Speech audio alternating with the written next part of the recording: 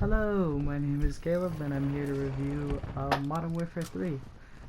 So the beginning of this will just be the multiplayer and zombies aspect, while the later half will be the campaign section. And I do have some words for the campaign.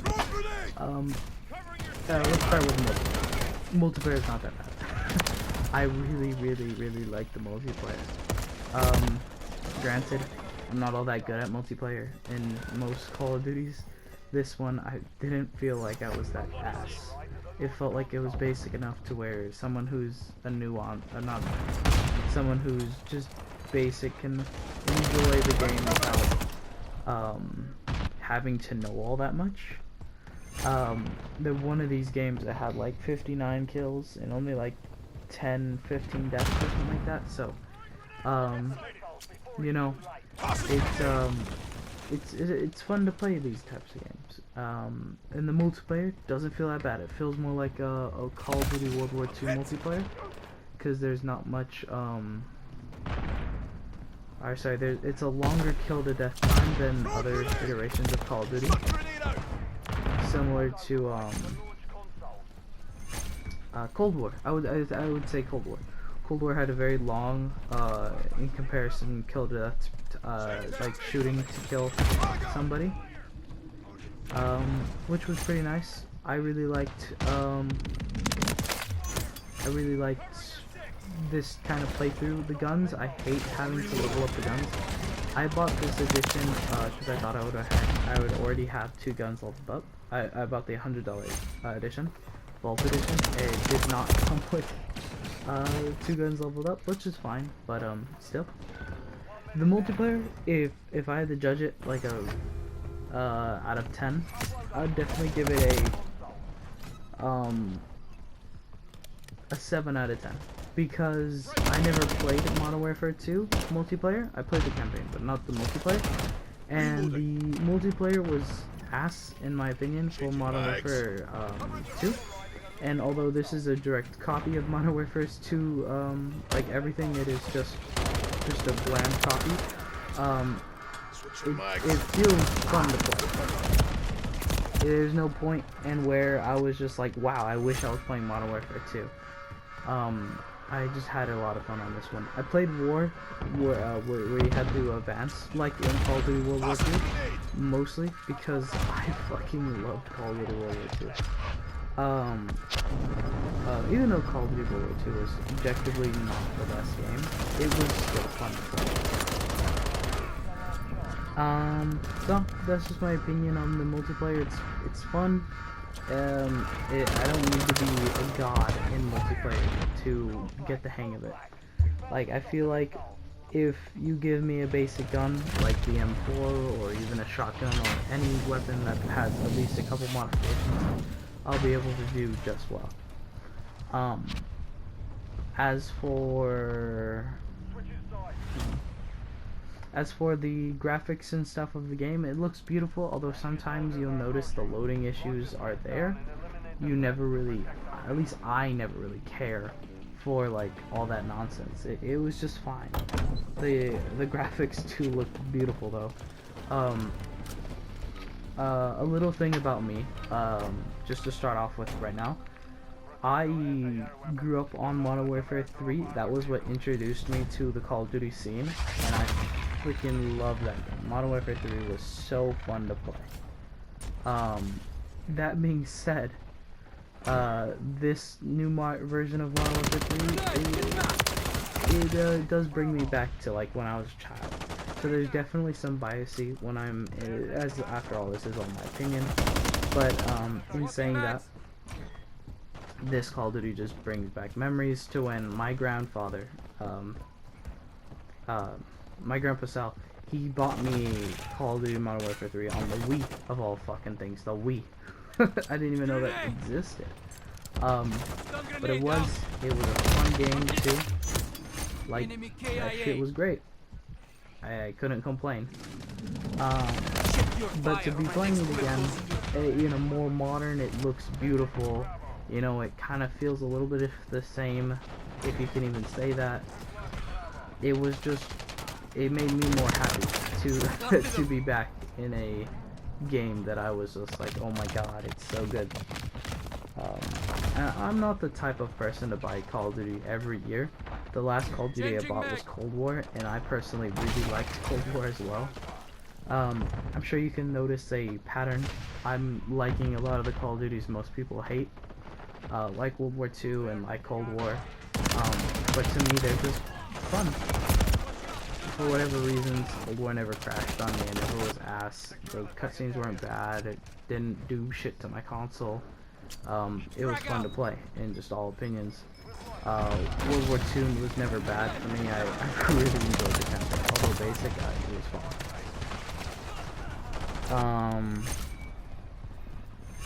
Let me see if I can think about anything else for the multiplayer. It hasn't crashed on me. It's really nice on that feature. I haven't noticed any crashing. It runs really smoothly. I rarely have to wonder about like, oh shit, my internet's gonna cut out. I rarely have to worry about like, wow, skill-based matchmaking sucks. Cause I don't think I've seen skill-based matchmaking yet. I don't even know if it's in the game yet. But every game that I'm in, it was fair. At least it felt fair. I didn't feel like I'm going up against Rambo, you know? Damn it. I was just watching myself play for a second there. Yeah. Just the campaign, or sorry, the multiplayer is really nice and fun. I had no problems with it. I don't have to sweat, which is really nice. And yeah. And I guess I'll get to the campaign section right now. Sorry it took so long to get my point across. It's hard, you know. Battlefield transition aside, the Modern Warfare 3 campaign. It's a bit of a mess, but it's a bit of a mess that I really like.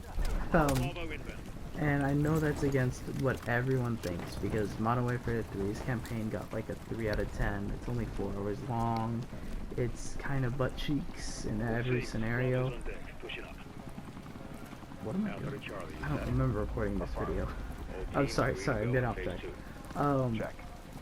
The campaign. I love the first mission. The first mission was so, like, wow, I'm playing Modern Warfare 3 after, like, 11 years or some shit. And I still remember the first mission of Modern Warfare 3. You open up the Humvee door as A-10s streak across the sky, and you have to defend New York. This is nothing like that. The World War 3 hasn't even started yet in this version of Modern Warfare. This version of Modern Warfare, we're actually breaking prisoner 762 out, or something like that, 627.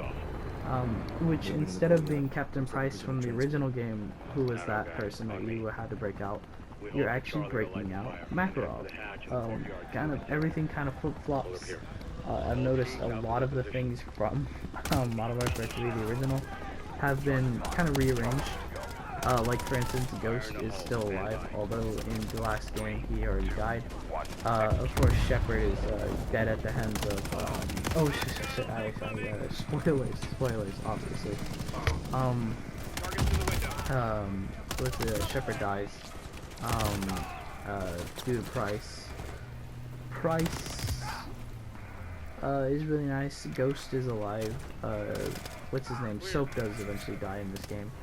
A lot of the missions have been reworked. Like, you can't have a Modern Warfare without no Russian, and this game's no Russian was very interesting, because the last time we did no Russian in Modern Warfare 3, it was very impactful. It kickstarted World War 3 in the game's timeline. This time it really didn't do anything. Makarov made a freedom fighter into a terrorist. All teams, let's roll thunder. Bravo, nothing happened from there. Like, the plane blew up, and your team goes out and just stops information from moving out, which is a bit anticlimactic, if I were to say so myself. However, as the game goes.